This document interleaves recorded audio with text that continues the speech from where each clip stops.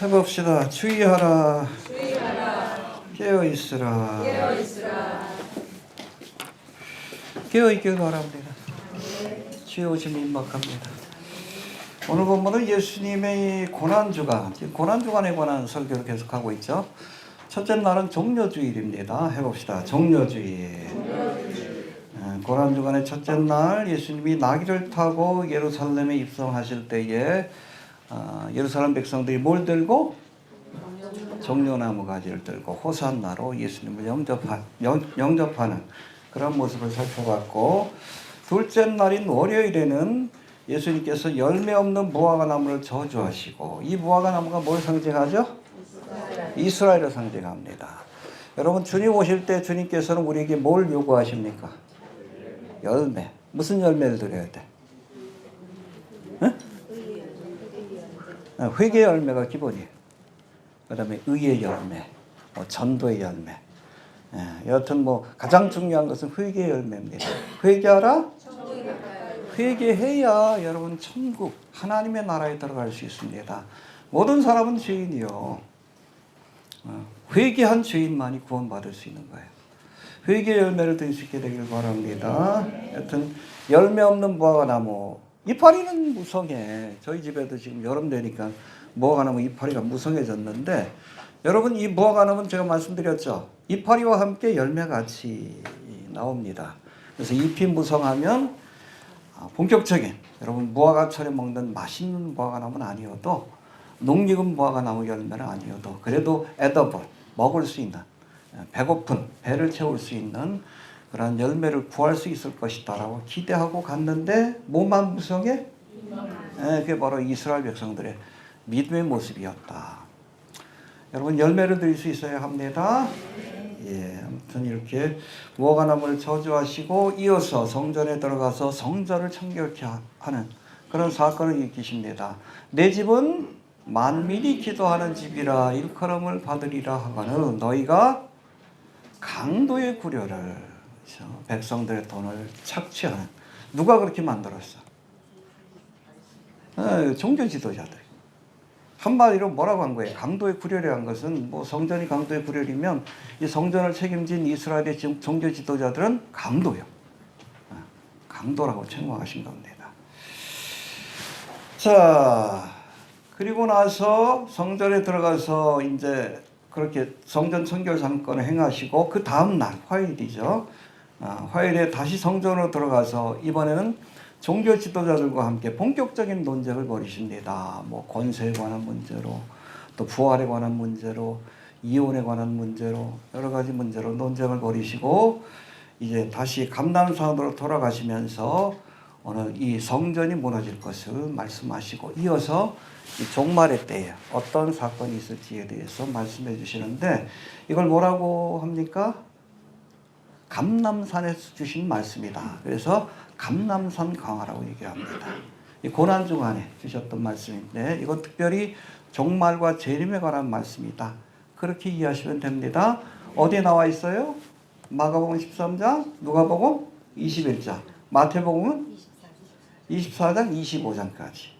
마태복음이 가장 상세하게 설명이 되어 있습니다. 그래서 마태복음 24장과 25장은 제가 설교를 한 적이 있는데 얼마 전에, 굉장히 중요해요. 오늘 좀 보시고 좀 부족한 부분은 그곳에서 또 확인하시길 바랍니다. 해봅시다. 감람산 강화. 그러면서 뭐라고 말씀하십니까? 주의하라. watch out. 지켜봐라. 시대의 징조를 지켜보면서 또 깨어있으라. 깨어있길 바랍니다. 주님 언제 오시죠? 몰라. 도적이 찾아오는 것처럼. 근데 여러분, 내가 깨어있으면 도적이 불시에 찾아와도 우리가 그걸 맞이할 수 있는 거예요. 준비할 수 있는 겁니다. 깨어있길 바랍니다. 지금은 뭐 할 때입니까? 그러니까 영적인 잠을 잤다 할지라도 혹여, 지금 정치에 신경 쓸 때도 아니에요. 우리가 신앙생활에 좀 신경을 쓰고 언제든지 주님 오시면 부끄러움 없는 모습으로 맞이하기 위해서 깨어 있어야 합니다. 해봅시다. 깨어 있어야 한다. 살펴봅시다. 한 절씩. 1절 봅시다. 시작. 예수께서 성전에서 나가실 때 제자들과 전하라.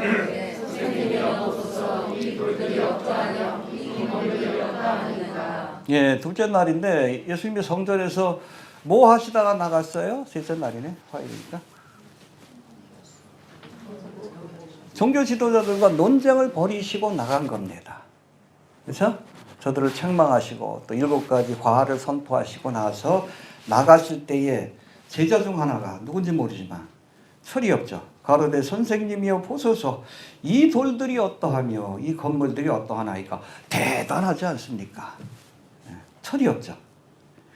예수님 당시의 예루살렘 성전은 바벨론 포로에서 돌아온 스룹바벨 총독이 솔로몬 성전이 무너진 자리에 성전을 재건한 겁니다. 그걸 뭐라고 하죠? 스룹바벨 성전 혹은 제2성전이라고 하는데 이거를 굉장히 좀 초라한 모습이었어요. 원래 스룹바벨이 성전을 재건할 때 돈도 없고 뭐 준비도 안 돼 있는 상태니까 급하게 성전을 지었어요.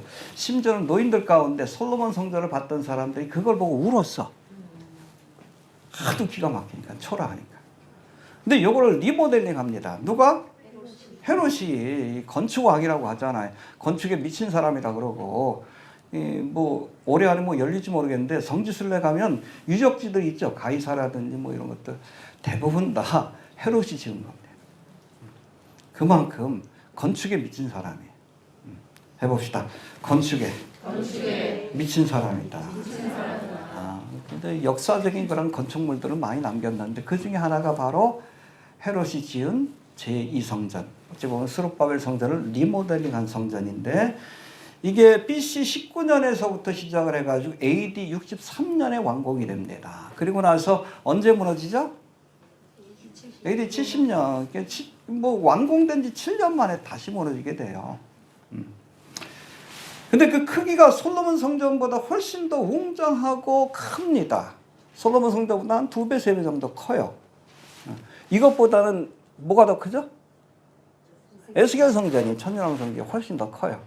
여하튼 솔로몬 성전보다 훨씬 더 화려하고 웅장하고 크게 그렇게 지었다라고 역사가들은 기록하는데 성전들만 360m 곱하기 450m. 엄청나죠? 그렇죠? 엄청난 크기입니다. 그리고 예루살렘 성 전체에 예수님 당시에 6분의 1에 해당될 만큼 엄청난 규모를 가지고 있었다라고 합니다. 그래서 유대 역사가 요세푸스에 의하면 성전산 위에 이 흰 대리석으로 제자들이 있잖아요. 이 돌들 하얀 대리석으로 졌거든요. 돌 하나만 해도 뭐 엄청난 크기를 가져. 이 대리석으로 이 성전산에 흰 건물이 쫙 우뚝 솟은 거예요. 얼마나 멋있겠어. 그래서 더 화려한 게 뭐냐면 지붕을 금으로 해놨어요. 금으로. 동적인 감람산에서 태양이 쫙 떠오르면 그게 화려하게 비추는 거예요. 사람들이 놀랄 만큼. 얼마나 멋있었겠어. 제자가 뭐라고 합니까? 한 제자가 이 돌들을 보십시오. 이 건물들 대단하지 않습니까? 대단하다. 그런 거예요. 해봅시다. 건물을 보고 마음이 빼앗겼다. 예, 이 돌들과 이 건물들이 대단하지 않습니까? 뭐 대단했지. 얼마나 멋있었겠어요 그 당시에. 근데 여러분 보세요. 이틀에 걸쳐서 예수님이 성전을 청결케 하시고 또 이스라엘의 종교 지도자들과 경론을 벌이시고 저들을 향해 뭐라고 했어요? 이 강도야 그랬잖아요. 강도의 구렬이란 건 뭐예요? 성전을 책임진 사람들이 뭐라는 거예요? 이 도둑놈들아 그랬잖아. 이렇게 책망하셨는데 철없는 제자가 예루살렘 성전의 화려한 겉모습에 마음이 빼앗겨서 뭐라고 합니까? 이 돌들이 어떠하며 이 건물들이 어떠합니까? 이런 질문을 했으니 예수님이 얼마나 한심했을까? 잘 들으세요. 여러분 아무리 건물이 화려해도 성자 하나님을 내어쫓고 거부하고 강도의 구렬로 바뀐 것은 더 이상 하나님의 집이라고 할 수 없는 거예요. 그러니까 무너뜨린 거예요. 이해가 되시죠? 솔로몬 성전이 무너진 것도 그렇잖아. 이스라엘 백성들이 성전에서 뭐 했어?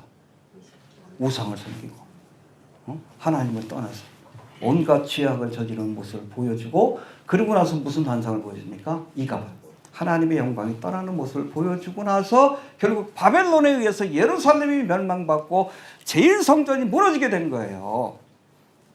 아무리 화려하고 겉으로 보기에 사람들이 많이 모여있고 화려한 교회라 할지라도 이가봇 하나님이 계시지 않는 것은 더 이상 교회도 아니고 성전도 아니고 사람들의 모임에 불과하지. 하나님이 무너뜨리십니다. 제1성전도 그렇고 제2성전도 그래서 무너뜨린 거예요. 하나님의 영광이 떠나고 나서 예수님이 떠났잖아. 원래 예수님은 성전에 영접해야 되는데 예수님을 경배해야 되는데 십자가에 못 박아 죽였잖아. 그러니까 주님이 떠났지. 그러니까 AD 70년에 무너진 거예요. 그건 우리 교회에 한국교회 안에 하나님의 영광이 하나님의 임재 역사가 지금도 이어지고 있는지 아니면 이미 이가봇의 저주가 임한 것이 아닌지 돌아봐야 돼. 겉모습에 속으면 안 돼요. 여러분 세계에서 제일 큰 교회는 대한민국에 다 몰려 있어. 제일 큰 장로교회 어디? 부평. 전 세계에서 가장 큰 교회 어디 있어요? 여의도 순복음교회. 장감성이 다 있어요. 세계에서 제일 큰 교회. 그래도 말씀이 사라지고 하나님의 영광이 떠나면 그건 여러분 교회가 아니에요. 아무리 화려해도 하나님이 무너뜨리십니다. 정신 차려야 돼요. 우리 안에 하나님의 임재 역사가 있는지, 복음이 있는지, 살아있는 교회인지, 성령의 역사가 있는지 돌아봐야 합니다. 요즘 교회들이 자꾸 정치에 미쳐 돌아가지고 답답해. 여러분 그렇게 모인 사람들이 참된 그리스도인이 아니요. 그냥 구경꾼이고 정치인들이에요. 정치꾼들이지. 이게 교회가 아니에요. 교회가 아니니까 무너뜨린 거예요. 누가? 하나님이 무너뜨리는 거예요. 그거 아셔야 돼. 제1성전도 제2성전도 제3성전도 하나님 무너뜨리시는 거예요. 그리고 다시 세울 거예요. 자, 2절 넘어갑시다. 2절. 시작.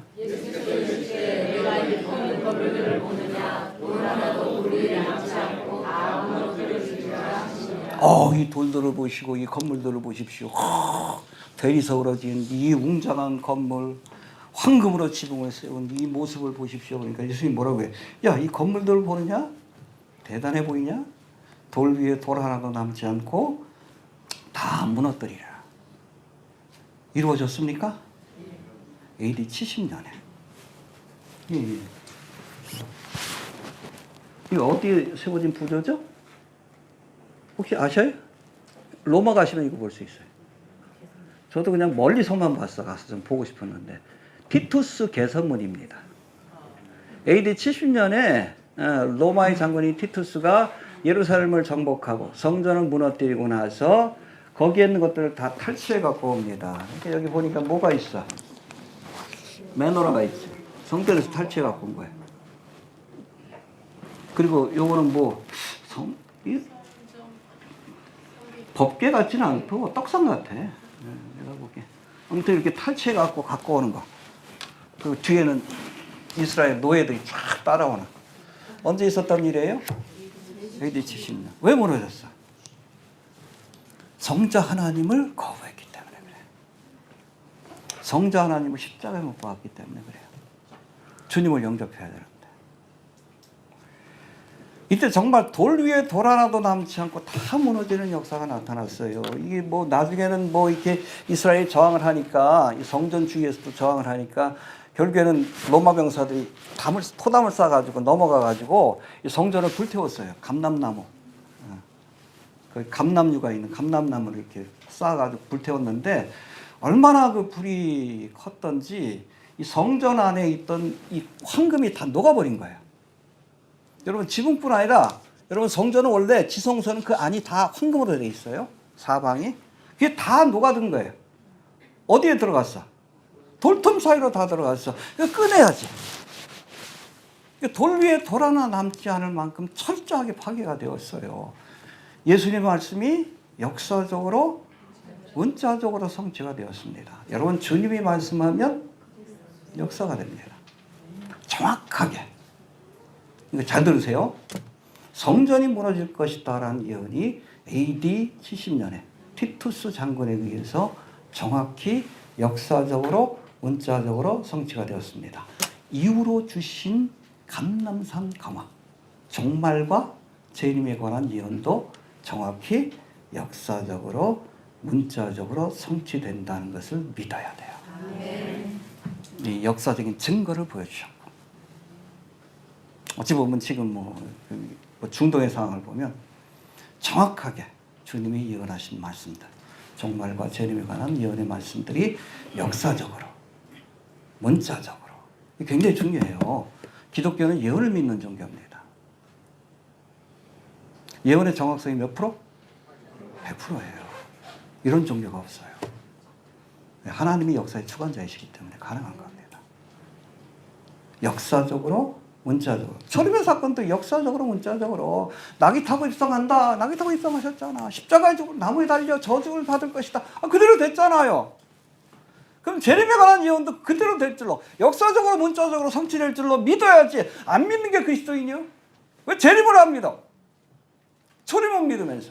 예수님이 나를 위해서 십자가 죽으셨다는 걸 왜 믿으면서. 이것도 여러분 구약의 예언이 성취된 사건 아니에요. 마태복음 봐요. 계속 성경의 예언대로, 성경의 예언대로. 초림의 사건이 성경의 예언대로 되어진 거면 재림의 사건도 성경의 예언대로 문자적으로, 역사적으로 성취될 걸 믿어야지. 이걸 안 믿는 게 무슨 그리스도인이에요? 왜 재림을 못 믿습니까? 한국교회가. 반쪽 믿음 아니에요? 초림의 사건은 과거에 지난 거니까 믿을 수 있고, 재림의 사건은 모르겠어. 이게 믿음이요? 바라는 것들이 실상인데. 우리 알잖아요. 최근에 제 블로그를 보신 분들 알겠지만 중동에 관한 예언, 그 상황이라는 이런 것들이 거의 다 맞았어요. 100%. 중동 전문가들보다도. 지금 중동 전문가들은 이제 다 이란이 반격했다 그러는데 아니요. 그렇게 안 됩니다. 그래서 전문가보다 정확해. 왜 그런지 아셔요? 나는 결론을 알아. 환상계시 봐서가 아니에요. 여기 나와 있잖아. 정확할 수밖에 없지. 정확할 수밖에 없어요. 왜? 성경에 나와 있어. 중간 과정은 잘 모른다 할지라도 거기에는 여러분 예측과 예언이, 예측이 들어가는 거지. 상상력이 들어가는 거고. 틀릴 수도 있지만. 그 결론을 알고 있잖아. 왜? 하나님이 말씀하면 역사가 되기 때문에 그래요. 돌 위에 돌 하나 남지 않도록 무너질 것이다. 그대로 됐잖아. 그럼 여러분 재림의 사건도 그렇게 된다라고 믿어야 합니다. 그 믿음을 가지고 살펴봐. 네? 저희 블로그에 주식 투자하는 사람들이 많이 봐. 왜? 미래를 알기 때문에 그래. 테슬라 안 망합니다. 짐승의표 시스템으로 가려면 테슬라의 기술이 필요해요. 딴 것만 망해도 테슬라 망할 수가 없어요. 그것만 해도 여러분 투자할 때 많은 인포메이션 얻을 수 있는 거예요. 미래를 알 수 있기 때문에 그래요. 성경에 나와 있기 때문에 믿으시길 바랍니다. 여러분 성경의 예언을 믿어야 지혜로운 사람이 돼요. 세상을 보는. 솔직히 저는 그래요. 트럼프의 마음이 읽혀. 나는 내 손바닥에 안에 있는 것 같아요. 하나님의 역사대로 지금 하고 있잖아. 중동 땅에 평화를 가져오잖아. 여러분 북한과도 이제 저거 할 거예요. 그래야 평안하다 안전하다고 오기 때문에. 저는 트럼프의 마음이 읽혀요. 왜? 하나님이 트럼프의 마음을 마치 보혜물과 같이 움직이고 계시는 거 알기 때문에 그래. 하나님의 역사를 이루기 위해서. 난 보여. 트럼프가 뭐 할지. 내가 대단한 사람이라서 그래. 성경에 나와 있잖아요.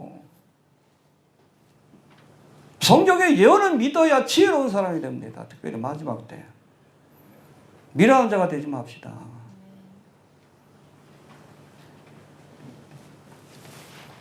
성경 무서운 책이에요. 무서운 책이에요. 이미 본 것을 기록한 겁니다. 요한계시록도 그렇고 이미 본 거예요. 2000년 전에 여러분 쓴 책인데 이 짐승의 표를 받지 않은 물건 사고 팔 수 없어. 이거 여러분 적어도 한 30년 전에 이게 무슨 말인가 했어. 지금은 다 알잖아. 여기 칩 받으면 이거 다 계산이 되잖아. 안 받으면 여러분 세상에 돈이다. 종이화폐가 다 사라지면 이제 물건을 사고 팔 수 없어. 다 전자화폐로 바뀌게 되면 지금은 알잖아요, 그거. 2000년 전에 기록된 건데 30년 전에 비로소 최근에 와서 여러분 이 말씀의 의미가 무엇인지 우리가 깨닫게 된 거예요. 아마 그거 보면서 사도 요한도 몰랐을 거예요. 저게 뭐지?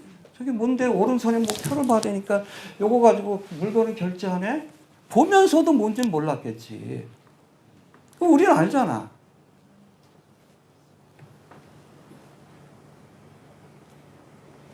마지막 때가 가까워서 그런 거예요. 우리는.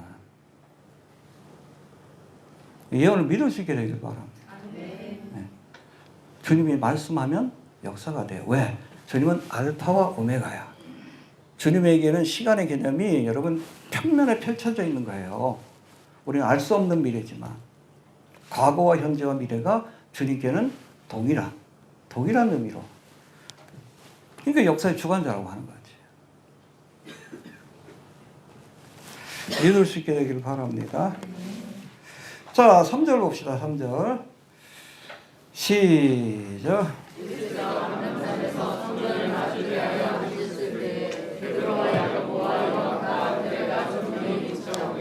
예, 이 성전이 돌 위에 돌 하나도 남지 않고 무너질 것이 쇼킹하잖아. 그렇잖아요. 그 화려한 아직 지어지고 있는데 도저히 무너질 것 같지 않은 이 성전이 그냥 무너지는 것이 아니라 어떻게? 돌 하나도 돌 위에 남지 않은 만큼 철저히 무너질 것이라고 하니까 너무 궁금하니까 조용히 와서 privately 영어는 그렇게 있는데 은밀하게 온 거예요. 누가? 베드로, 야고보, 요한, 안드레. 처음으로 예수님의 제자가 된 사람들이죠. 베드로와 야고보, 요한의 인더서클에 있는 사람이고 거기 안드레까지 포함되어 있네. 예, 뭐라고 했습니까? 네가 이 건물들을 보느냐 돌 하나도 돌 위에 남지 않고 다 무너지리라. 이 말씀의 의미가 무엇인지 알기 위해 조용히 예수님 앞에 나와서 물어보았다. 이렇게 말씀하고 있습니다. 이후로 예수님께서 감람상항을 주시는데 잘 들으세요. AD 70년 예루살렘 성전이 무너진 사건뿐 아니라 여러분 AD 70년 예루살렘 성전이 무너진 사건은 종말의 사건을 예표하고 있습니다. 알겠습니까? 해봅시다. 예표하는 사건이다. 종말의 때에도 성전이 무너질 거예요. 종말의 때에도 예루살렘이 포위될 겁니다. 누구에 의해서? 적그리스도의 군대에 의해서. 티투스가 아니라. 예표적 사건입니다. 알겠습니까? 자, 예표하고 있는 종말에 관한 예언의 말씀들을 자세히 설명해 주셨는데 이때 말씀을 주신 장소와 대상이 아주 흥미로워요.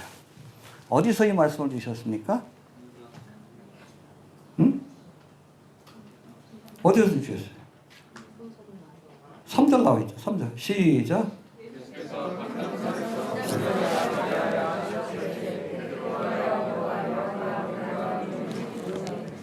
여러분 예루살렘 뭐 지금은 성전이 없지만 성전산이 가장 잘 보이는 곳이 어디예요? 감람산이에요. 성지순례 가면 우리가 사진에 나와 있죠. 예루살렘 성벽이 있고 황금동 사원이 있고 원래 성전이 있다는 것인데 그게 어디서 찍은 거냐면 감람산에서 찍은 거예요. 성전산보다 조금 높아요. 감람산에서 딱 보면 전경이 다 보입니다. 거기 통곡교회가 있잖아. 예수님이 예루살렘을 보면서 예루살렘아, 예루살렘아. 왜? 가장 잘 보이는 것이기 때문에 그래요. 그것이 감람산인데 이 감람산에서 종말에 관한 말씀을 주셨어요. 이 상징적인 의미가 있습니다. 예수님이 어디에서 승천하셨어요? 그렇지 않아요. 어디로 재림하십니까? 어디 나와 있어요? 스가랴 14장. 찾아보는 건가요? 이따 찾아봅시다. 또 찾아야 됩니다. 스가랴 14장에는 예수님이 재림하실 구체적인 장소로, 이거 휴거 사건 아니에요. 휴거 사건은 은밀하게 공중 재림하십니다. 예수님 내려오시는 게 아니에요. 우리가 올라갑니다. 은혜의 시대, 교회 시대의 성도들이 그리스도의 신부인 교회가 신랑 되신 예수님을 맞이하러 올라가는 거예요. 끌어올려. 랩처. 하르파죠. 끌어올려. 주님 안 내려오십니다. 언제 내려오셔요? 여러분 7년 대환란 끝에 스가랴 14장이 그걸 예언하고 있는 거예요. 그의 발이 감람산에 서게 될 것이다. 읽어봅시다. 그날에 그의 발이 누구의 발?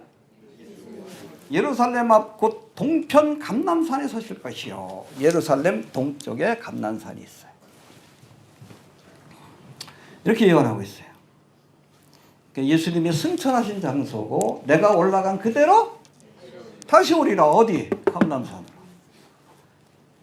종말의 사건하고 긴밀한 연관이 있는 곳이 바로 감람산이. 여기에서 종말에 관한 말씀을 주신 겁니다. 가장 적절하잖아요. 그렇잖아. 그렇죠? 네. 종말의 사건이 펼쳐질 가장 중요한 장소이기 때문에 그래요. 자, 그런가 하면 이때 예수님께 질문을 던졌던 제자 가운데 누가 포함이 됐습니까? 베드로와 야고보와 요한과 안드레. 사도 요한이 포함되어 있어요. 사도 요한은 예수님으로부터 종말에 관한 말씀을 2번 듣습니다. 여기서 처음 듣고 감람산 가죠. 언제 한번, 어디서 또 한번 들어? 반모섬에서 AD 95년에 환상 중에. 이때 누가 그 종말에 관한 말씀을 주시죠? 이때도 예수님이에요. 부활의 주님이. 교회 역사와 위에 펼쳐질 7년 대환란에 관한 말씀을 주십니다. 흥미롭죠? 그러니까 여러분 사도 요한은 여기서 한번 들었고 종말에 관한 말씀, 요것에 관한 구체적인 설명을 어디에서 들었어요? 반모섬.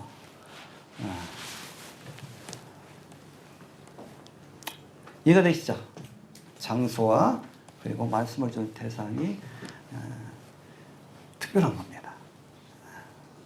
특별한 장소에서 가장 적절한 말씀을 주시고 또 특별한 사람에게 가장 필요한 말씀을 주셨다. 그렇게 보시면 될 것 같아요. 자, 4절 넘어갑시다. 4절. 시작. 우리에게 이르소서 어느 때에 이런 일이 있겠사오며 이 모든 일을 알게 하시는 수가 있사오리까. 예, 오늘 본문에서는 성전이 무너진 사건이 우리에게 이르소서 어느 때에, 돌 위에 돌 하나도 남지 않고 무너질 거라고 하셨는데 어느 때 이런 일이 성전이 무너지게 되겠고 이 모든 일이 이루려 할 때 무슨 징조가 있으리까. 근데 마가복음에서 그냥 뭉뚱그리고 지나갔는데 보다 더 마태복음 우리 24장에 보면 여기에 대한 이 질문이 보다 더 구체화되어 있어요. 한번 찾아보고 넘어갑시다. 마태복음 24장 3절 봅시다. 41페이지예요.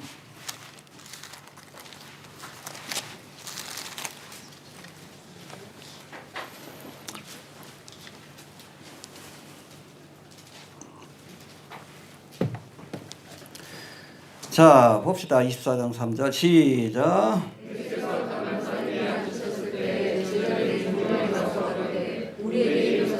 어느 때 이런 일이 있겠사오며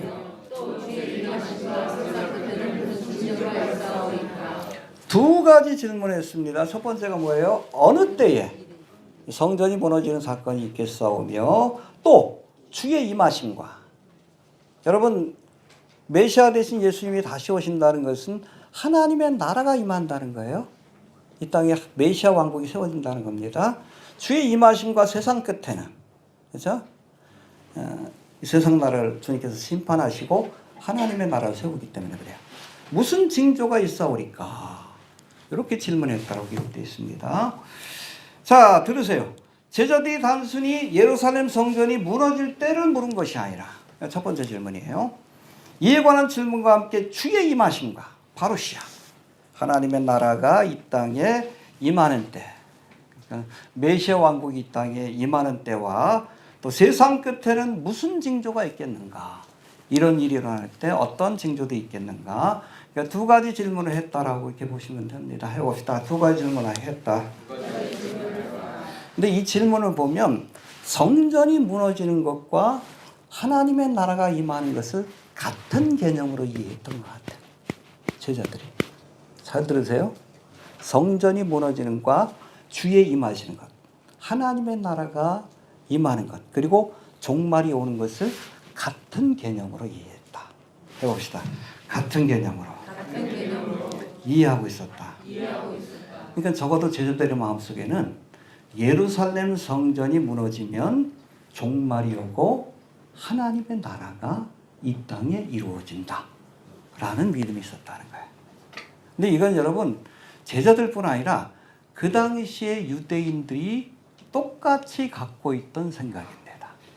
해봅시다. 메시아가 오면 성전이 무너지고 하나님의 나라가 이 땅에 펼쳐진다.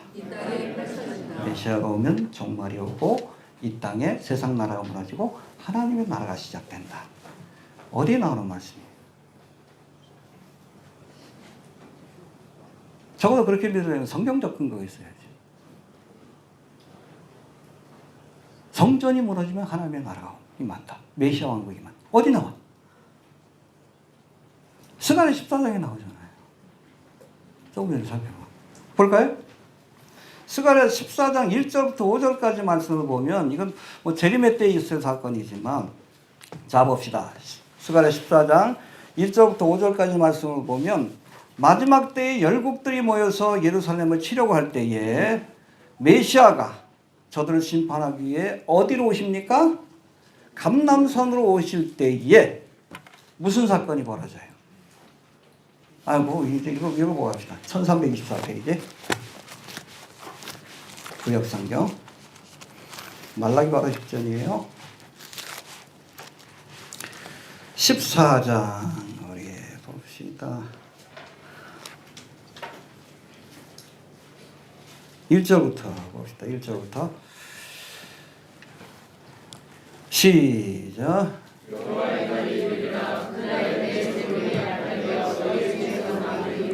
네, 종말의 날입니다. 그리고 메시아 왕국이 펼쳐지는 날이라고 볼 수 있어요. 2절 시작.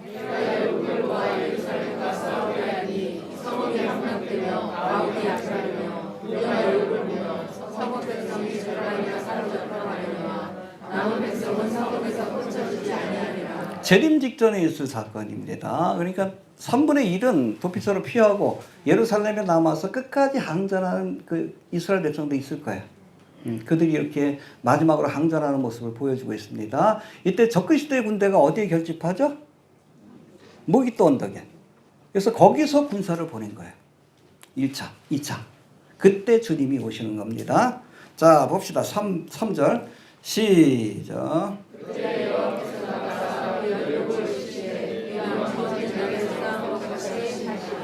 여기서 여호와는 예수님을 말합니다. I am who I am. 주의 천사.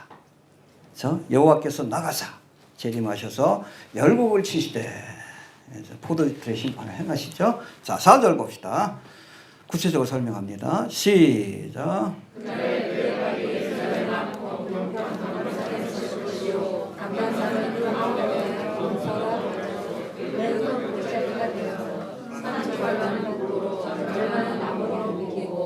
그 예수님이 재림하시는데 어디에 재림하신다고요? 예루살렘 앞 동편에 있는 감람산에 그의 발이 서실 것이요. 거기에서 승천하셨죠. 그쪽으로 내려올 때 무슨 일이 있습니까? 감람산 한가운데가 동서로 갈라지고 쫙 갈라지는 거예요. 동서로. 그러려면 어떻게 해야 돼? 엄청난 지진이 일어나는 겁니다. 그때 성전도 함께 무너질 것으로 생각하고 있는 거예요. 이해가 됩니까? 그러니까 성전이 무너지면, 그렇죠? 메시아가 오시고 세상 나라를 심판하시고 하나님의 나라가 시작된다. 이런 개념을 갖고 있어요.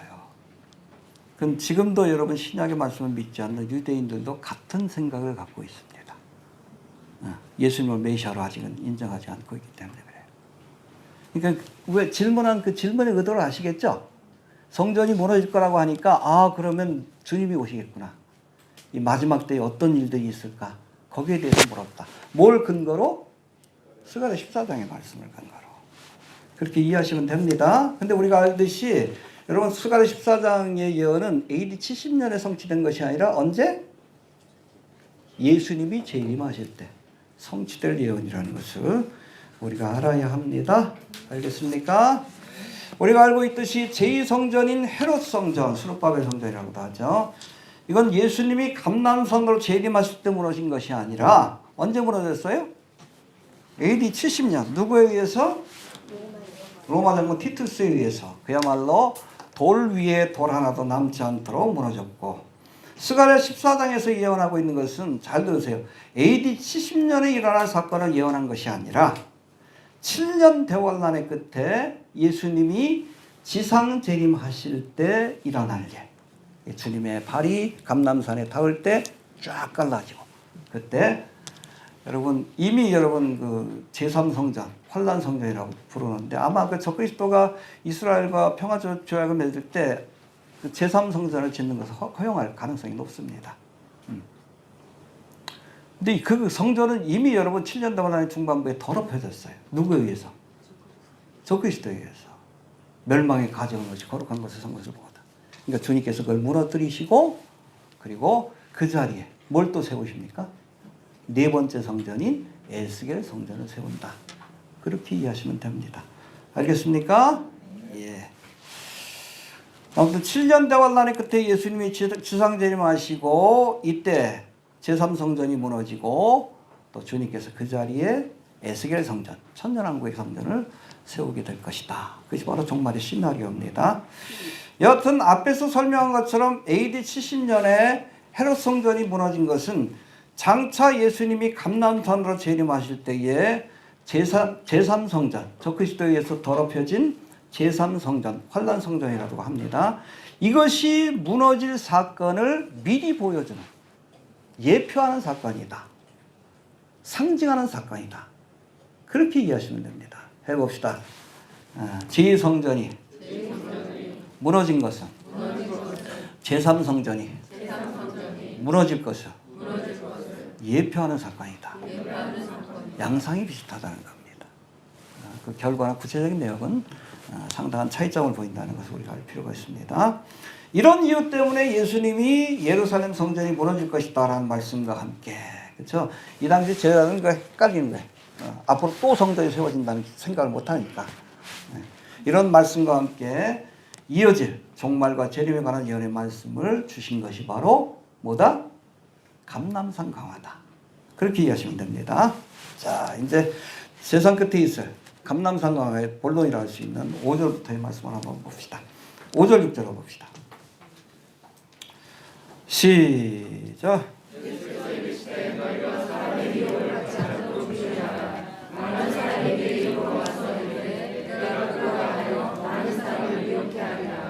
예, 여러분 마지막 때는 무슨 시대?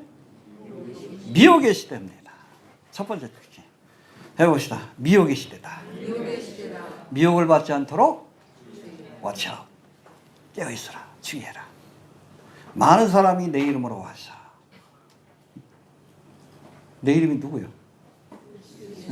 가짜 그리스도가 많이 일어날 것을 주님께서 경고하십니다.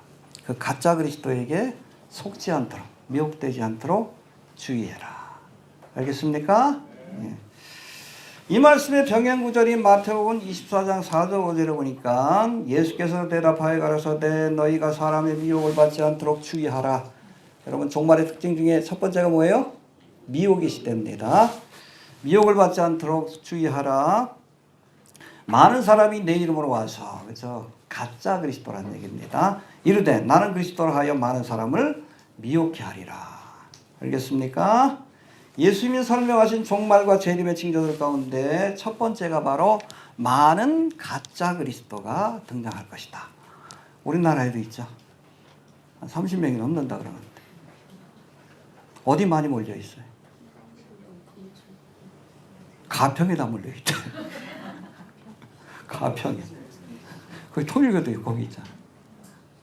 그게 보니까 우리나라 그 이상한 이단들 모인 데 보니까 다 가평에 모여 있어. 영험한가? 모르겠는데.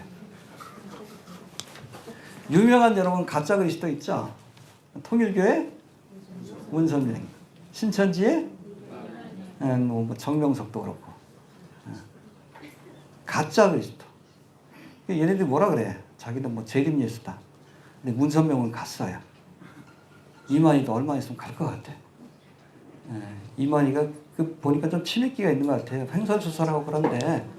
그러니까 지금 여러분 신천지가 12지파로 나눠져 있잖아요. 우리나라에 무슨 12지파가 있는지 모르겠는데 아무튼 벌써부터 지파끼리 좀 알력 싸움이 있대요. 이만희 죽고 나면 누가 그 자리를 차지할까? 아마 지파별로 나눠질 것 같다는 그런 얘기를 많이 합니다. 통일교도 그렇죠. 한학자하고 아들 4명을 쌈박질하고 있어요.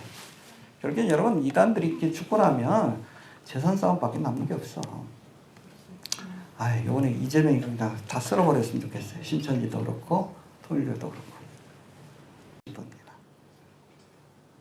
블랙 코미디인데 여러분 종말의 때가 되면 종말의 때가 가까울수록 가짜 그리스도가 많이 나타난다. 우리나라만 있는 게 아니잖아요. 전에도 한번 소개했지만 러시아에도 가짜 그리스도가 있는데 잘생겼어. 똑같아. 성화에 나와 있는 모습하고 똑같아. 우리나라만 그런 게 아닙니다. 전 세계적으로 이런 가짜 그리스도가 많이 나타날 것인데 그중에 대빵이 누구예요? 적그리스도지. 여러분 적그리스도라는 단어가 헬라어는 안티크리스토스라고 돼 있어요. 크리스토스는 그리스도라는 뜻이고 안티라는 단어가 두 가지 의미가 있어요. 어게인스트, 그리스도를 대적하는 자라는 뜻이 있고 주도라는 뜻이 있습니다. 가짜. 그러니까 여러분 적어도 적그리스도가 등장할 때는 많은 사람들이 그를 그리스도로 메시아로 착각을 하는 거예요. 그만큼 매력적인 인물입니다. 요즘 트럼프가 적그리스도라고 하는데 말도 안 되는 소리요. 트럼프 같은 깡패가 무슨 적그리스도가 돼.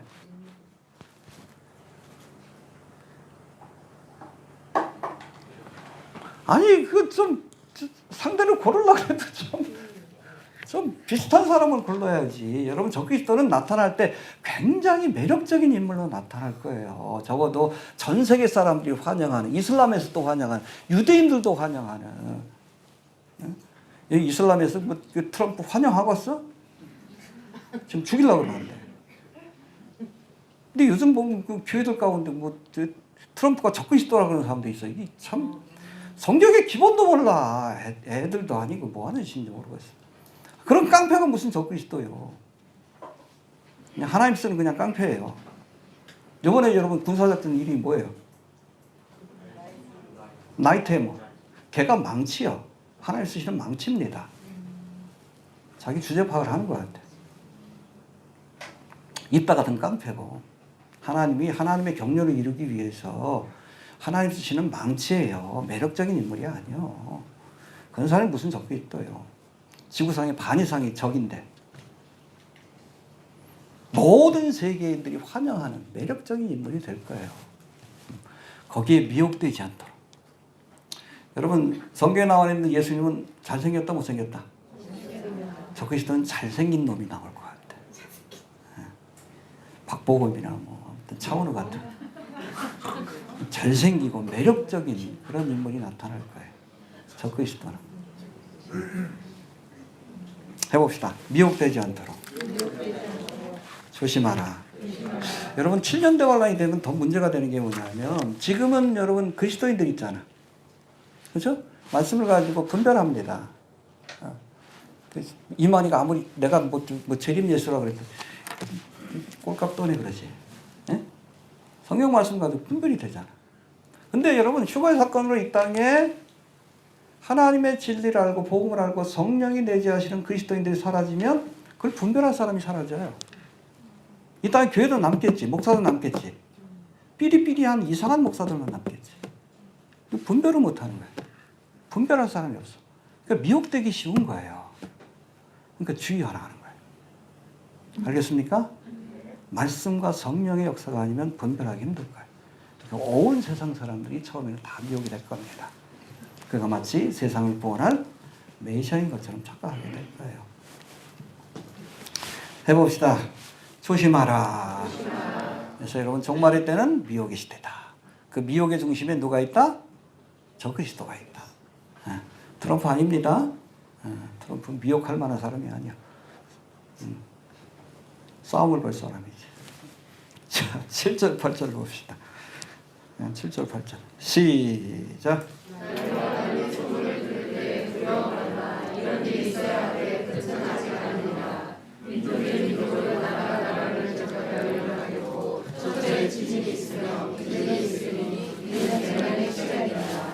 예, 마지막 때가 되면 첫 번째 난리와 난리의 소문을 듣게 될 것이요. 이거 war라고 돼 있어요. 영어로는 전쟁의 소문을 듣게 될 것이다.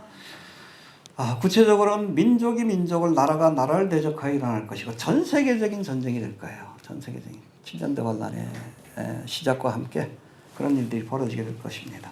그리고 전쟁이 있을 것이고 기근과 지진이 있을 것이다 라고 말씀하고 있고, 여러분 누가복음 21장 11절에는 여기 하나가 더 포함이 됩니다. 온역이 있을 것이다 라고 말씀합니다. 해봅시다. 전쟁과 지진과 기근과 온역이 있을 것이다. 어디 나오는 말씀이에요? 요한계시록에 나오잖아. 첫째 말을 띨 때 뭐였다? 뭐가 등장해? 적그리스도가 등장. 여기 화살이 있는, 원래 화살이 없어요. 활만 들고선 위협만 하고, 그리고 아주 그냥 교활한 말로 세상을 이렇게 하나 되게 만드는 겁니다. 적그리스도가 등장하고, 둘째 인이 떼어질 때 장비 같아. 성가대 대장님 같기도 하고. 아무튼 이게 전쟁입니다. 전쟁. 여기 전쟁이 나오죠? 전쟁. 그 다음에 이 누구라고 해야 돼? 이렇게 삐쩍 맞았어. 예. 셋째 인을 뗄 때 그때 여러분 검은색 말을 탄 자, 이 기근입니다. 기근. 그 다음에 네 번째 인을 뗄 때의 청황색, 죽음의 색깔이에요. 이거 죽음의 사자, 혹은 온역이라고도 합니다. 이렇게 전쟁, 기근, 온역. 그리고 여러분 요한계시록에 보면 8장 5절에 보니까 7번째 인이 떼어질 때 큰 지진이 일어날 것이다 라고 말씀하고 있고, 또 16장 18절 19절 7년 대환란의 끝에는 7번째 대접의 재앙이 쏟아질 때 큰 지진이 일어나는데, 잘 들으세요. 인류가 지금까지 경험하지 못했던 그런 큰 지진, 메가, 그래서 뭐 일본 대지진 그 이상으로 거의 한 10에 가까운 지진들이 전 세계적으로 일어나게 될 것이다 라고 말씀하고 있습니다. 그래서 큰 성 바벨론이 세 갈래로 갈라지고 만국의 성들이, 전 세계 도시들이 다 무너지는 거예요. 예수님이 지상 재림하기 직전에 서울도 다 무너집니다. 도쿄도 다 무너지고. 그렇게 예언하고 있는데, 바로 예수님이 감람산 강화에서 말씀하신, 해봅시다. 전쟁과 지진과 기근과 온역의 재앙이 언제? 7년 대환란 때 이렇게 쏟아지게 될 것이다라고 예언하고 있습니다. 그러니까 이 말씀을 구체적으로 설명한 것이 요한계시록의 말씀이다. 그렇게 이해하시면 됩니다. 자, 8절에 보니까 8절 다시 한번 봅시다. 8절. 시작.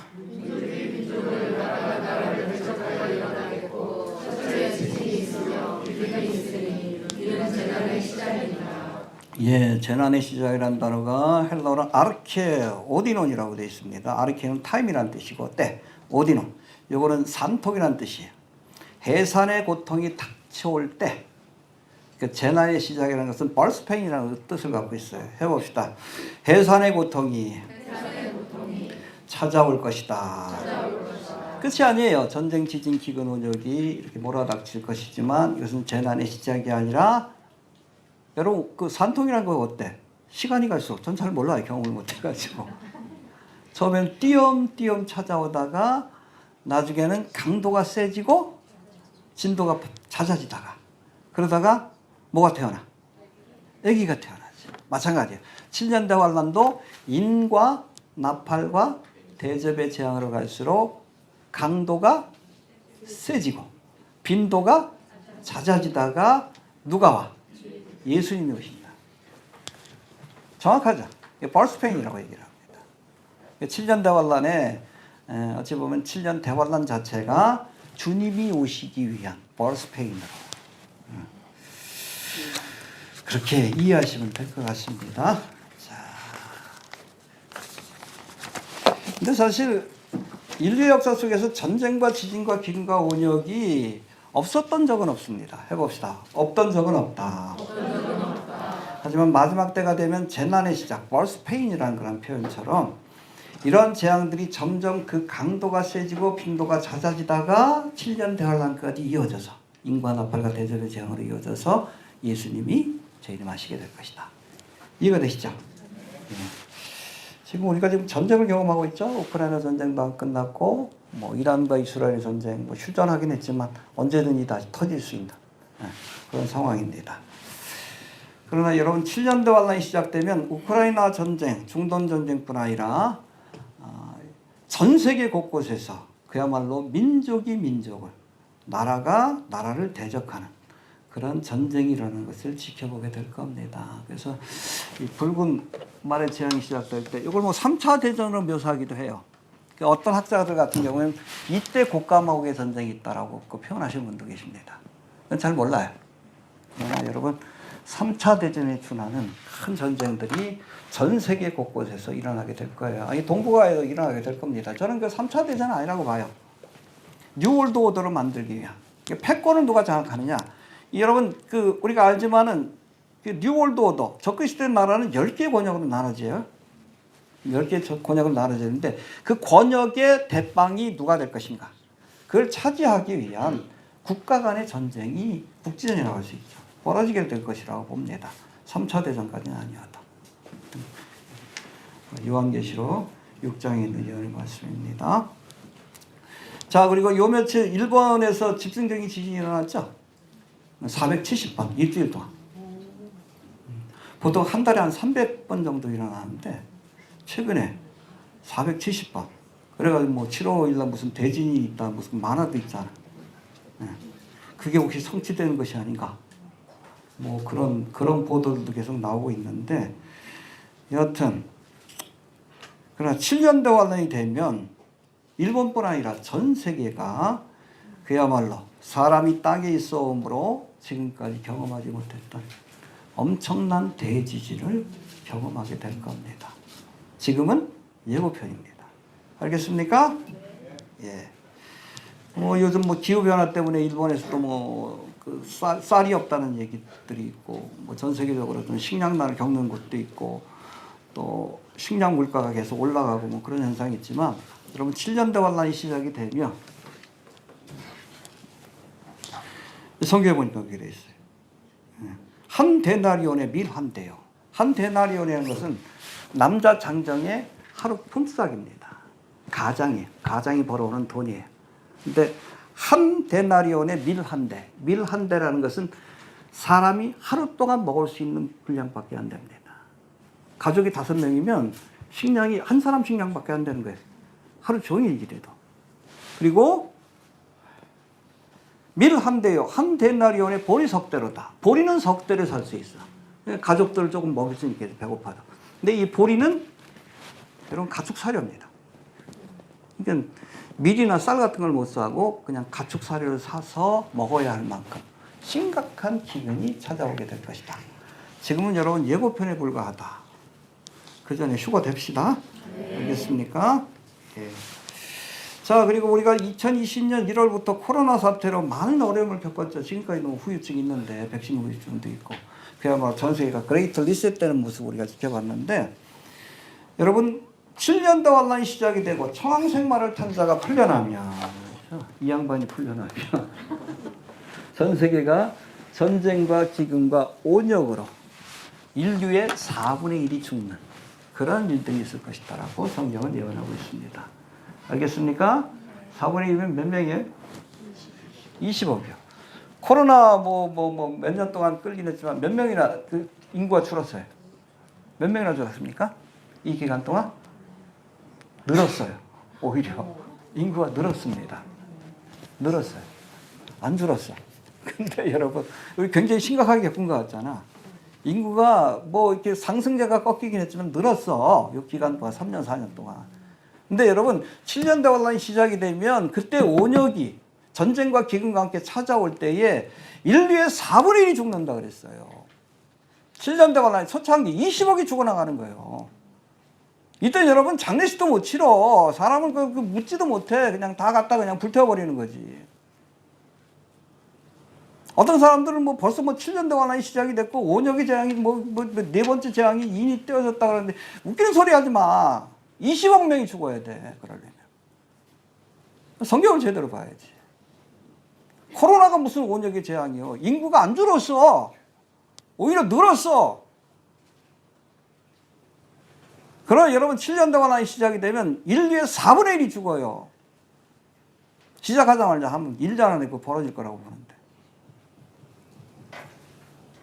여튼 우리가 전 세계적인 해봅시다. 전쟁과 지진과 기근과 온역 경험하고 있지만 이건 예고편에 불과한 거고 세 발의 피요. 코로나 때 힘들었죠? 남겨지면 끔찍한 일을 겪을 거예요. 7년 내내 예고편만 보고 갑시다. 알겠습니까? 제가 늘 얘기하잖아. 예고편만 보고 갑시다. 옆에 분한테 좀 축복하십시오. 예고편만 봅시다. 궁금하시면 남아서 보셔도 돼요. 우리가 겪고 있는 건 예고편에 불과하다. 알겠습니까? 자, 9절 넘어갑시다. 시작.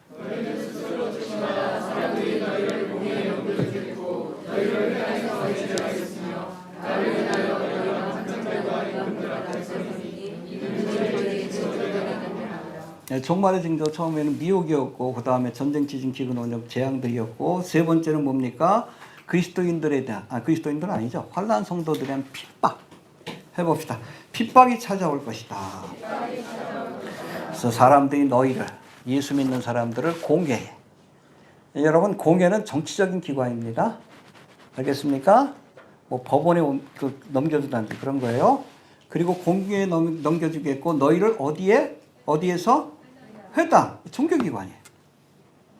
근데 그거 아십니까? 뉴월드 앞으로 세워지게 될 적그리스도의 나라는 정치, 경제, 종교가 하나 된 세상이에요. 이해가 됩니까? 같은 개념으로 이해하면 돼요. 이때는 누가 핍박의 대상이 돼요? 여기 함께하지 않는 그리스도인들, 여기 함께하지 않는 환난 성도들이 핍박과 그리고 죽음의 대상이 될 것이다 라고 이렇게 말씀합니다. 알겠습니까? 근데 여기 뭐라고 합니까? 나를 인하여 너희가 관장들과 임금들 앞에 서리니. 그렇죠? 근데 이는 저희에게 증거되려 함이라. 할렐루야. 핍박을 당하고 순교하는 일이 생길 수도 있지만 오히려 이것이 복음을 전하는 기회가 될 것이다. 그러니까 어떻게 하라고요? 죽도록 순교를 통해 복음을 전해라. 한국 사람도 순교를 너무 좋아해가지고 환난 전에 휴가 된다 그러면 굉장히 미안해. 아무튼 남겨주면 이렇게 순교하게 될 거예요. 자, 10절 넘어갑시다. 10절. 시작. 예, 종말의 때. 그러니까 어떤 사람들 이 말씀 때문에 혼동을 느끼는 분들이 계셔요. 근데 여러분, 복음이 만국에 전파된 것 되어야 종말이 온다는 얘기입니다. 언제 이루어질 사건이에요?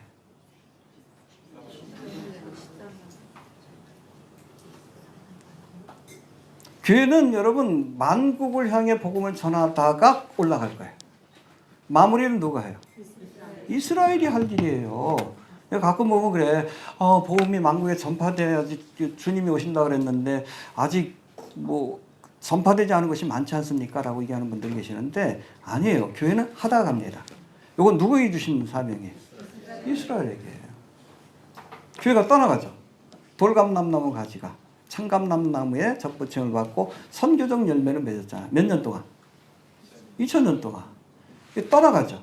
떠나가면 이제 원래 있던 참감람나무 가지 누구예요?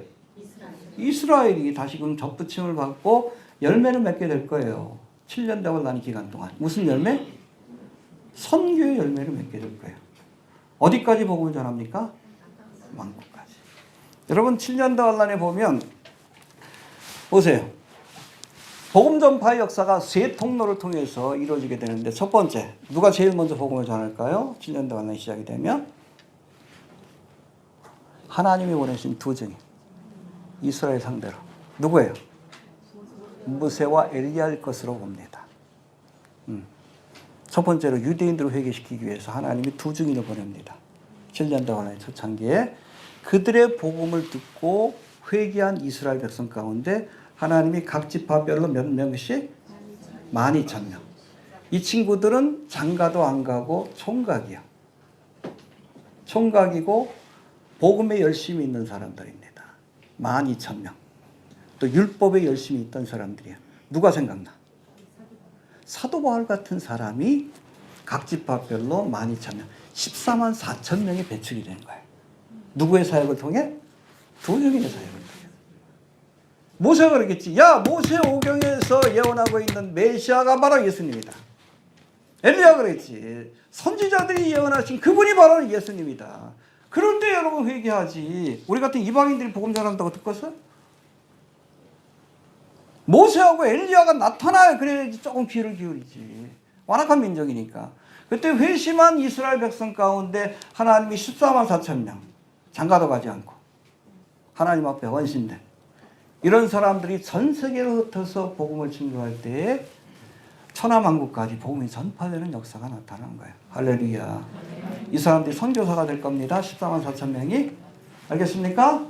제가 말씀드렸잖아요. 지금 전 세계 파송된 선교사가 5만 명밖에 안 돼.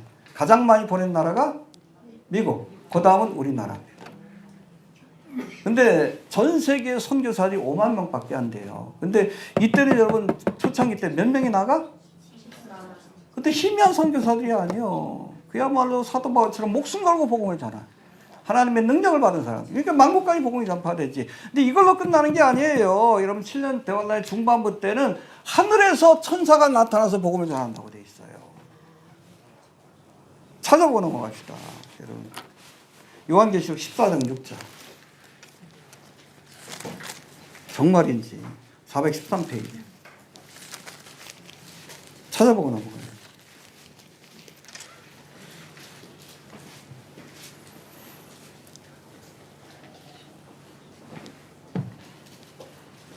나팔의 제왕에서 대접의 제왕으로 넘어가기 전에 있을 사건입니다. 6절 한번 봅시다. 시작. 또 보니 다른 천사가 공중에 날아가는데 땅에 많은 자들 곧 여러 나라와 족속과 방언과 언어를 가졌다. 그렇지. 모든 족속과 그들이 사용한 언어로 이 천사가 뭘 전해? 복음을 전합니다. 그러니까 천사가 복음을 전하면 미국 사람은 영어로 듣고 중국 사람은 중국말로 듣고 그런 거예요. 어디에 나타나서? 공중에 나타나서. 그야말로 땅끝까지 복음이 전파되는 거예요. 이때는 여러분 잘 들으세요. 내가 복음을 모른다라고 얘기 못해. 왜? 천사를 통해서 전해줬기 때문에. 이게 구원받는 사람들에게는 구원의 증거가 되지만 심판받는 자에게는 심판의 빌미가 됩니다. 왜? 전해줬는데 안 줬잖아. 그러니까 심판할 수 있는 거예요. 자, 7절 봅시다. 7절까지. 시작.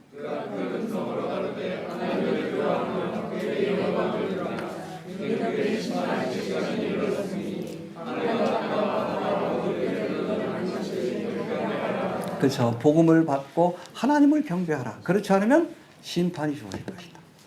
이해가 되시죠? 누가 전한다고? 천사가 직접 전해. 땅끝까지 복음이 전파되는 거예요. 교회가 하는 일이 아니에요. 교회는 하다가 하는 겁니다. 누가 해요? 이스라엘 백성이 하고 하나님이 마지막 순간에 주의 천사를 보내서 모든 족속과 언어를 가지고 부인할 수 없는 복음의 말씀을 증거하게 될 것이다. 땅끝까지 전파되고 나면 그제야 끝이 오는 겁니다. 주님의 심판이 시작이 되는 거예요. 이해가 되시죠? 예, 11절 봅시다. 11절. 시작.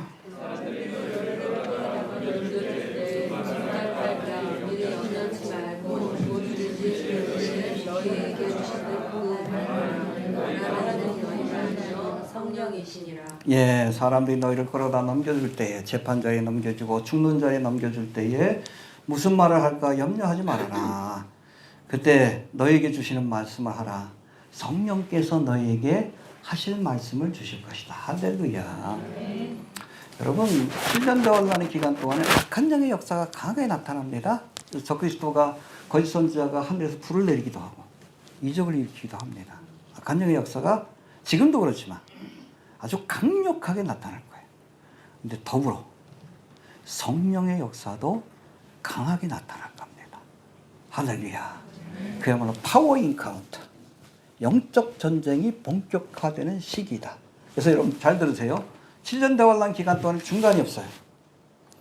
그리스도를 믿든지 적그리스도를 믿든지, 성령을 따르든지 악한 영의 미혹을 따르든지 중간이 없습니다.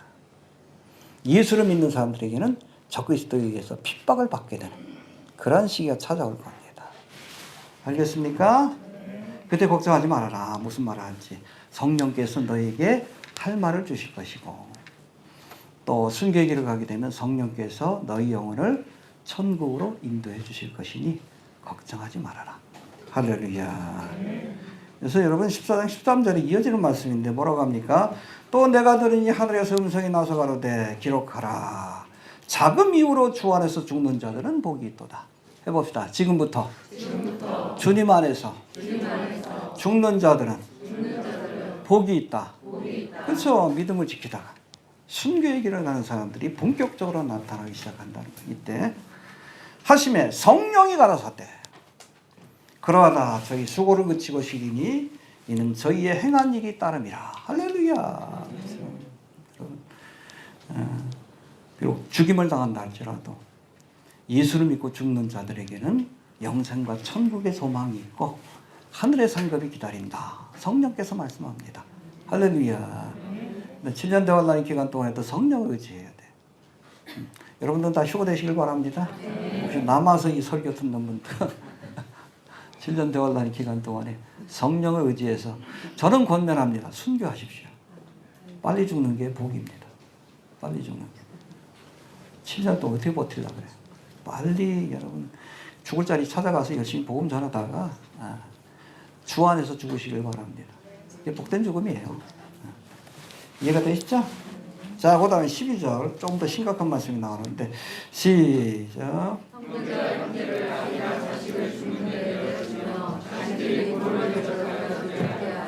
예, 7년 대환란 때 일어날 끔찍한 일들입니다. 부모 형제가 나를 고발하고 죽는 데 내어줍니다. 이건 북한에도 있죠. 해봅시다. 5호 담당제. 북한에 보면 주민 5가구마다 한 명의 5호 담당 선전원, 감시관을 배치해가지고 이들의 생활을 감시하는, 그야말로 그냥 통제국가, 감시 통제국가죠. 5호 담당제라는 제도가 있는데, 여러분 7년 대환란이 시작되면 5호 담당 선전원이 아니라 누가 나를 감시해? 부모 형제가. 끔찍하죠. 부모 형제가 내가 만약에 짐승의 표 받는 걸 거부하면 누가 이걸 신고해? 부모 형제가. 자식이 부모를 신고해. 왜 신고할까? 자기가 안 죽으려고. 끔찍한 일들이 벌어집니다. 이 마태복음에서 예수님께서 경고하셨어요. 내가 세상에 화평을 주러 온 줄로 생각지 말라. 화평이 아니요 검을 주러 왔노라. 내가 온 것은 사람이 그 아비와 딸이 그 어미와 며느리가 시어머니와 불화하게 하려 함이니 사람의 원수가 자기 집안 식구리라. 여러분 7년 대환란이 되면 문자적으로 역사적으로 이것이 성취됩니다. 딴 사람이 신고하는 게 아니에요. 얘 짐승의 표 안 받았어요. 내 부모가 나를 신고해요. 자식이 부모를 신고해요. 집안 식구가 원수가 돼요. 7년 대환란이 시작이 되면 사람의 원수가 자기 집안 식구리라. 이 말씀이 문자적으로 역사적으로 성취될 것인데, 여러분 잘 들으세요. 이때가 되면 부모 형제뿐 아니라 자기 목숨도 버릴 각오를 하지 않으면 믿음을 못 지킵니다. 이해가 되시죠? 그런 거예요. 부모 형제뿐만이 아니라 내 목숨도 버릴 각오를 하지 않으면 믿음을 못 지켜요. 휴고됩시다. 천년이 끊겨져요. 부모 형제들도 자기가 살겠다고 형제와 자식을 팔아넘기는 그런 일들이 벌어질 거예요. 끔찍한 일들이 벌어집니다. 어디에도 피할 곳이 없어요. 남겨지지 않길 바랍니다. 마지막 13절, 이 제일 중요한 말씀인데 시작.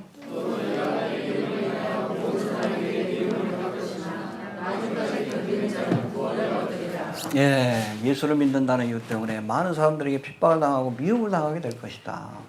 뭐 지금도 뭐 그런 일이 있지만 7년 동안 때가 되면 노고나 될 겁니다. 심지어 부모에게 배신을 당하는 그런 일까지 벌어지게 될 것인데 뭐라고 합니까? 이게 제일 중요해. 해봅시다. 나중까지 견디는 자는 견뎌야 구원받습니다. 너희에게 인내가 필요하면 아버지 뜻을 행한 뒤에 약속하신 것을 받게 합니다. 여러분, 하나님의 약속을 붙들고 끝까지 인내하는 게 믿음이에요.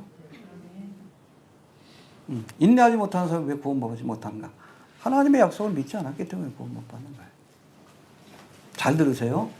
휴거의 사건도 인내해야 그 약속을 받을 수 있어요. 공동재림의 사건. 뭐 내년쯤에 주님 오셨으면 하는 분도 계시지만 10년이 될 수도 있는 겁니다. 그때까지 인내하십시오. 하나님의 시간은 모르는 거예요. 제가 보기에는 금방 올 것 같긴 한데 그것도 모르는 거예요. 그것도 우리의 생각이지. 근데 끝까지 인내해야 중도에 포기하면 안 돼요. 그래야 주님을 만날 수 있는 거예요. 휴거의 사건에 참여합니다. 우리에게는 다 휴거의 약속이 주어져 있어요. 근데 그 약속을 받아서 구원받는 사람은 어떤 사람? 끝까지 인내하는 사람. 중도에 포기하고 간 사람들 많잖아. 우리 교회에서도. 이상한 쪽으로 빠지고 정치 쪽으로 빠지고 나가서 그렇게 저를 그렇게 욕하는 사람도 있는데 물어보니까 그래. 너 왜 그러냐 그랬더니 주님이 한 5년 전에 오실 줄 알았는데 안 와가지고 실망해가지고 나를 공격한대. 그 믿음 없음을 드러내는 거예요. 끝까지. 언제까지 기다려야 돼요? 오실 때까지. 여러분 재림에 대한 약속도 마찬가지예요. 지상재림 때도 마찬가지예요. 주님이 약속한 그 시간 1260일, 1260일이 다 될 때까지 끝까지 기다려야 그때까지 뭐 살아남는 사람들은 그래야 구원을 받는 거예요. 뭐라고 되어 있습니까? 끝까지 나중까지 견디는 자만이 구원을 받는다는 거예요. 인내하는 믿음을 가진 사람이 구원받은 사람이에요. 중도에 포기하고 돌아갔다 그러면 믿음 없었다는 것을 보여주는 그 사건일 뿐이에요. 끝까지 인내하시길 바랍니다. 네, 끝까지. 알고 보면 여러분 2000년 동안 기다려온 거 아니에요. 한국 교회가. 응? 초대교회 성도들. 오늘 이 말 들었던 사람도 한 사람도 여러분 휴거의 사건에 참여 못했는데. 그저 우리는 그야말로 말세지말이라는 것을 기잖아요. 중독에서 종말에 관한 예언들이 성취되는 걸 보면서. 어찌 보면 여기 있는 분들 같은 경우에는 죽음을 맛보지 않는 유일한 세대일 수 있어요. 한 번 죽는 것은 예외인 세대가 될 수 있습니다. 여러분 2000년 전에 예수님의 초림을 지켜봤던 세대 얼마나 특별한 세대예요. 우리는 예수님의 재림을 경험할 수 있는 특별한 세대예요. 근데 그걸 경험하려면 어떻게 해야 돼? 주님이 주신 약속을 끝까지 붙들고 끝까지 견디는 자가 구원을 얻는 거예요. 약속하신 것을 얻는 거예요. 포기하지 않길 바랍니다. 아까 중도에 떨어진 사람들 제일 안타까워. 이상한 쪽으로 빠지고 이단 쪽으로 빠지고 정치 쪽으로 빠지고 환상 계시로 빠지고. 아니요. 여러분 끝까지 약속을 붙들어야 성경 붙들고 끝까지 인내하셔요. 성경 말씀대로 되어 왔잖아요. 저도 뭐 15년째 지금 사역하는데 성경대로 되어 왔잖아. 응? 저 15년 전에 사역할 때는 막연했어. 국가 먹을 거라 이게 뭐지 그랬어. 근데 지금 눈앞에 펼쳐지고 있잖아요. 국가 먹을 전쟁이 이루어질 모든 그런 그 준비들이 다 돼 있는 거 우리가 보잖아. 15년 전에 이게 뭐야 그랬어. 이게 뭐야. 지금 여러분 예수 안 믿는 사람들 정말이라고 얘기를 해요. 자기들 보기에도 이상하니까. 짐승의 표도 그렇잖아. 이제 침만 받으면 물건을 사고 팔 수 있는 세상이 눈앞에 펼쳐졌잖아요. 현금 없는 사회가 올 거고. 우주 인터넷 시대가 펼쳐졌고. AI 봐, 여러분. AI 밑에서 인간이 노예가 될 시기가 가까웠어요. 믿지 않는 사람들도 말세라고 얘기를 하잖아. 성경의 예언대로 되고 있는 거예요. 성경의 예언대로. 믿어야 합니다.